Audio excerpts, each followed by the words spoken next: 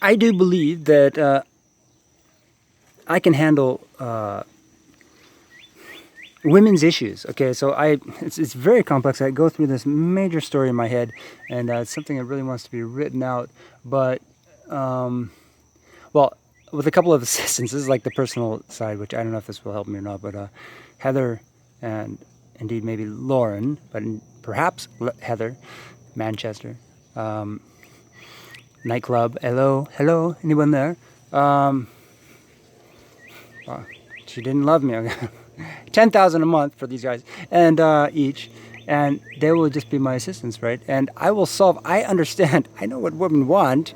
They want to be happy. They want issues to be solved with innocence, without anyone saying, "Oh, now let's solve your problem." No, just solve the other. Solve the problems that are your own, that are greater reality, so that women's work is exponentially more effective. And this brings us back to tradition when women were that, okay? If you really look at normality, this is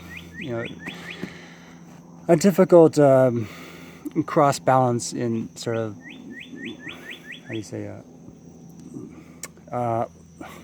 social rights, liberal rights, I don't know, right wrongs, okay, indeed, or people not solving the right problems to make women happy fundamentally. Okay, so I have quite a focus. I don't think Gavin Newsom has the focus that I have, because I think that they're thinking sideways. Okay, unfortunately.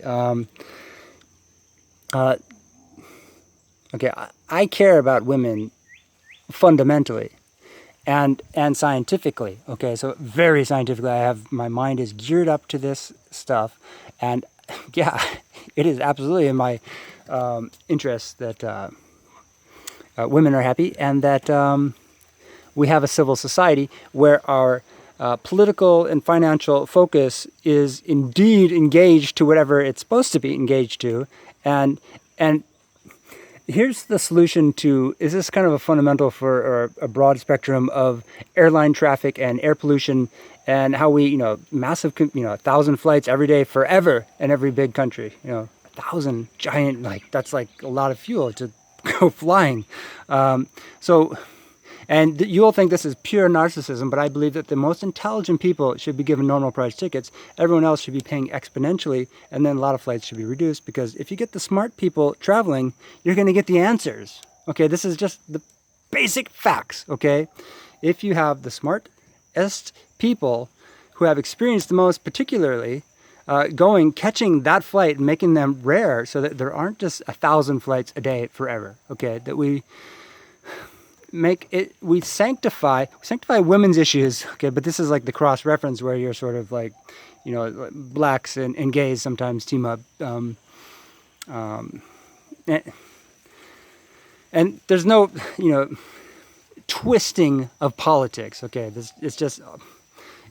it's mediating. It's not twisting, it's mediating. Once we see something, it's sort of our concept says, oh, I wonder what it looks like at that angle. Like, oh, they're showing this angle, I'll show that angle. And so it is twisting in that sense. To have focus that is